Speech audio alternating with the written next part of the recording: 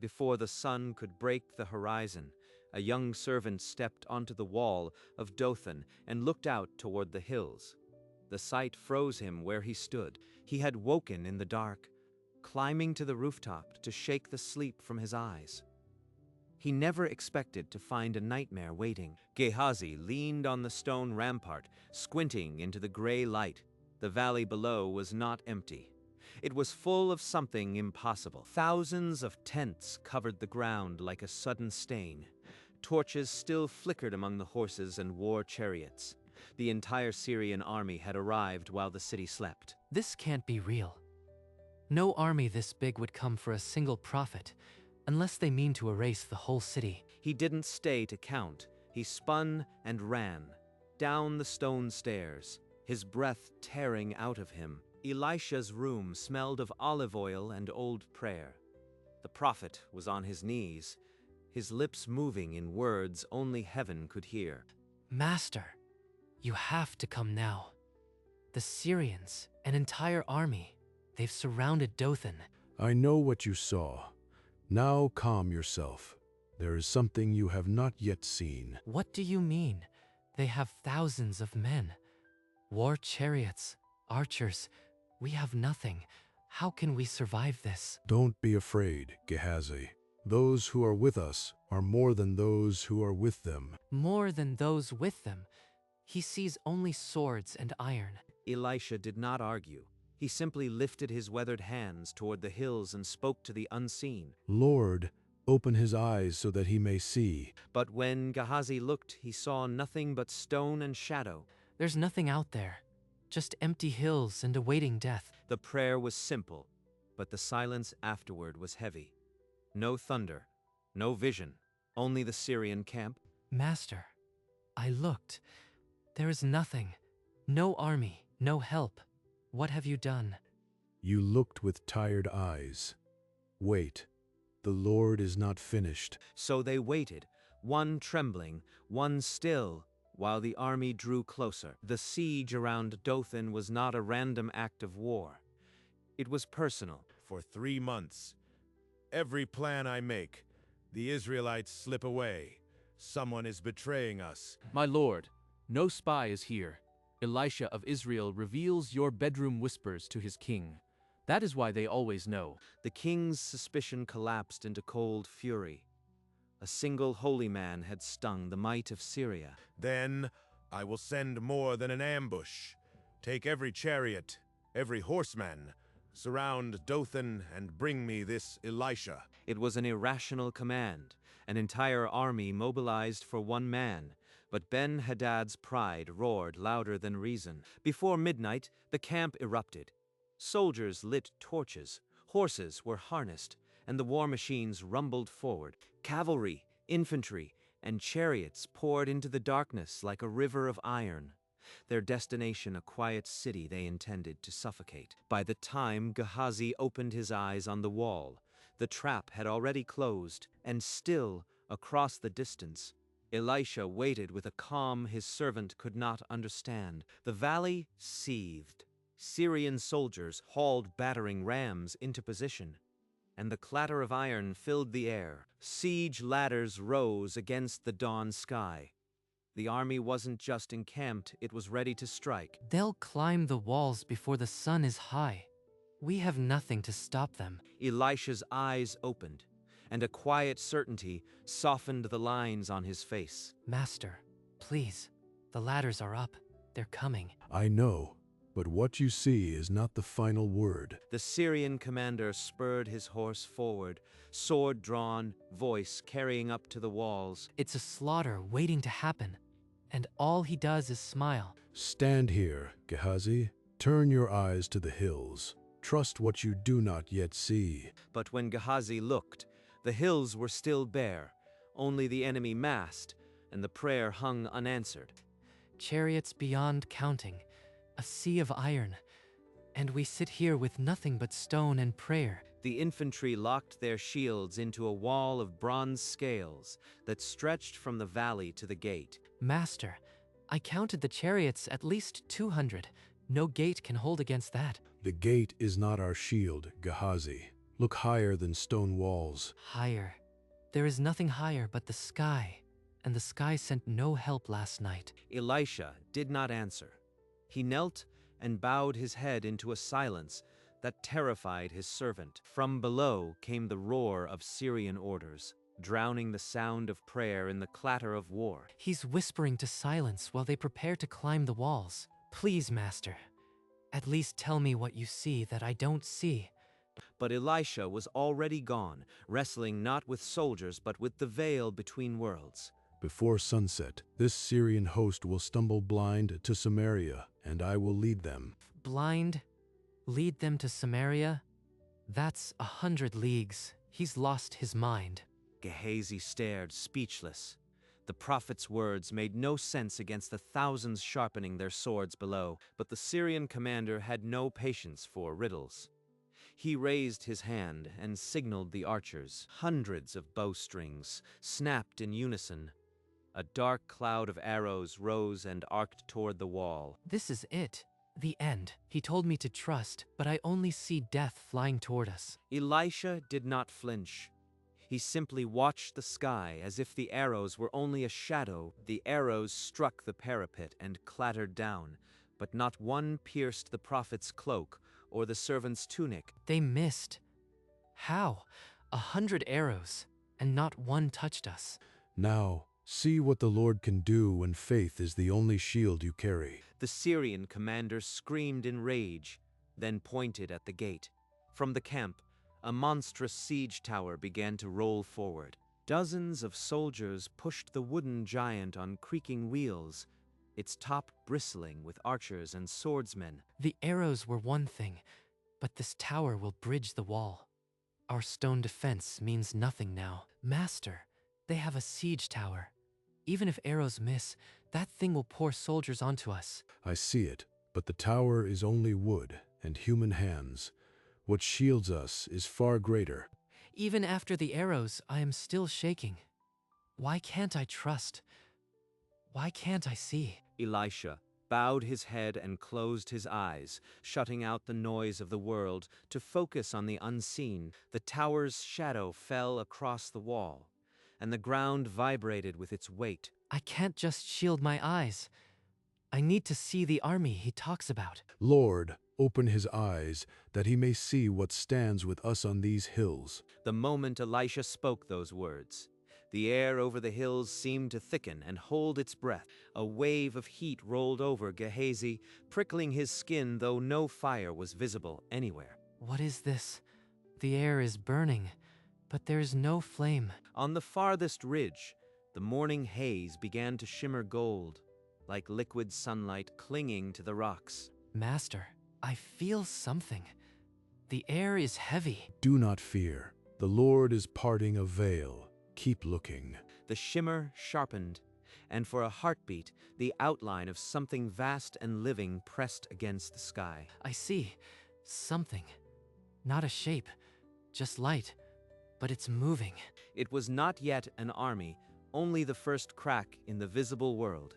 A sign of what had always been there. Elisha stood with his face raised, breathing in the holy heat, as if it were a familiar wind. Gehazi blinked and rubbed his eyes. Sure, the shimmer was only heat exhaustion, playing tricks on his mind. But the glow did not fade. The entire mountain ridge began to pulse with deep orange, as if the rocks themselves were catching fire. That is not the morning sun.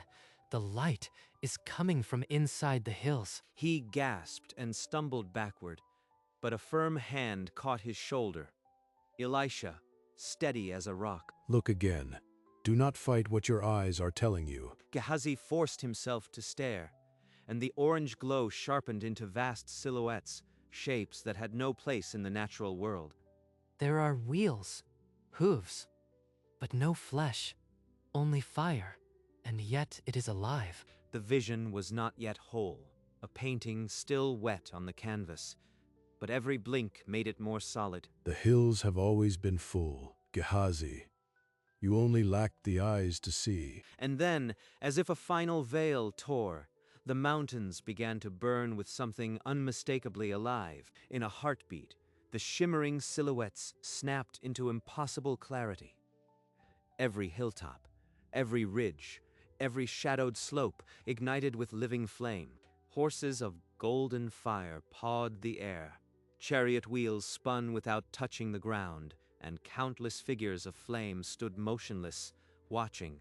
It's an army of fire, sent from heaven itself. One chariot wheel turned slowly, its spokes woven from living flame, shedding embers that floated up and vanished. A great stallion of flame reared, mane streaming like a banner of fire, eyes glowing coals that pierced through the mortal dark. Master, the hills are full.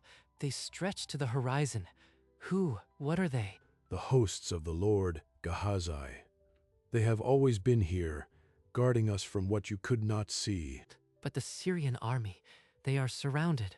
We are not the ones in danger. The Syrian camp lay in shadow below, blind to the fiery ring that had swallowed their siege. He was right all along. Those who are with us are more by an impossible measure. Master, what will the fire army do? They have the Syrians surrounded. Will they strike? No, Gehazi, the Lord's ways are not our ways. He will not burn them today. Elisha turned from the fiery hills, looked down at the Syrian camp, and stretched out his hand. Lord, strike this army with blindness. Confuse their sight so they cannot perceive where they are. The prayer was quiet, but the air thickened as if heaven itself leaned down to listen. Another prayer. After what I've just seen, I don't dare doubt. The Syrian soldiers kept working below, blind to the decree that was about to fall. It is finished. Now, Gehazi, you will learn that mercy is a heavier weapon than fire. Mercy? For the men who meant to drag him in chains. And before Gehazi could speak, the morning air grew heavy, as if the world was holding its breath. Suddenly, a Syrian archer dropped his bow and clawed at his eyes. He could see nothing but mist. The commander's horse reared, throwing him to the ground. All around, soldiers were groping the air, crying out. The whole camp is unraveling. They're blind, every one of them. Elisha rose from the wall, dusted off his robe, and started toward the gate. Come, Gehazi. He walked calmly through the chaos. Syrian voices called for help, but no one could see him. You are lost, commander. Follow me, and I will lead you to the man you seek. He's walking right into their camp. After all this, he still trusts them to follow. We cannot see. Who speaks? Lead us, we have no choice. Then rise. Take the hand of the man beside you. We go to your destination. And so a prophet began to walk east, and a blind army stumbled after him, away from Dothan, toward an unknown fate. A long column of blind soldiers shuffled through the dust, each man gripping the belt of the one before him. They look like prisoners, but there are no chains, only a prophet walking ahead. A soldier stumbled on a rock, and his neighbor caught him without a word, blind leading the blind. Master, where are you taking them? This road leads to Samaria. Our king will see them as invaders. They are not invaders, Gehazi. They are a living lesson that the Lord intends to teach. Birds circled overhead as if watching the strangest army ever to cross the valley. They trust him completely.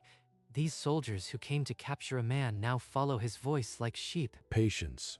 When we reach Samaria, you will understand why the Lord spared them. I've seen chariots of fire.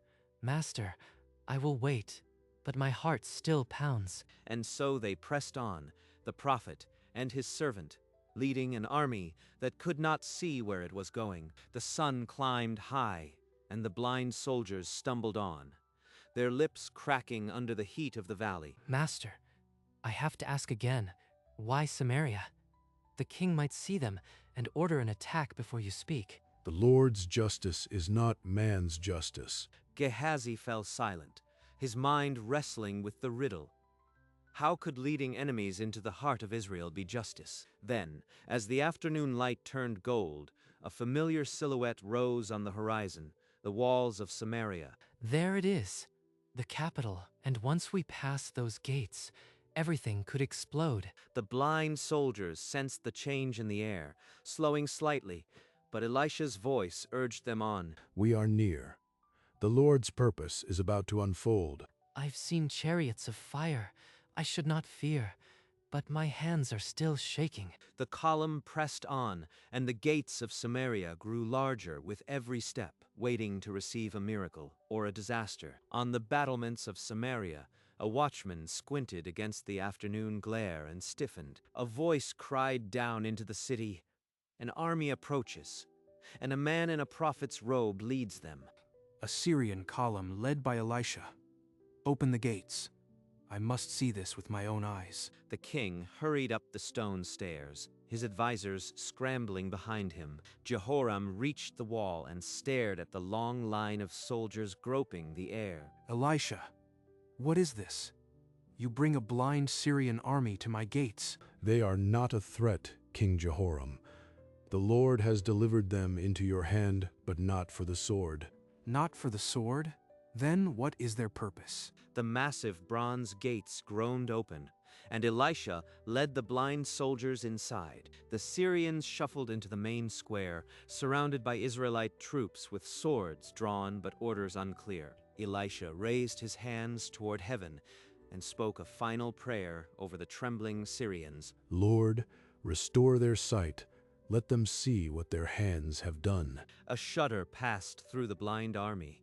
In a single breath, their eyes snapped open and the world rushed in. I can see, but these walls, this is Samaria. The Syrian soldiers clawed at their missing swords, realizing they were surrounded by Israelite steel. Should I kill them, Elisha? The Lord has given them into my hand. Number, you will set food and water before them. Feed my enemies. This is madness. It is not madness, King. It is the Lord's kindness meant to lead them to peace. The king's jaw tightened, but he sheathed his blade and commanded his servants to prepare a feast. Servants rushed through the square, dragging tables and lighting torches as the evening descended. The clatter of swords was replaced by the clink of clay cups and the smell of fresh bread. Why are you feeding us? We came to capture your prophet. A loaf of bread was broken in two, and an Israelite soldier placed it into the commander's hands.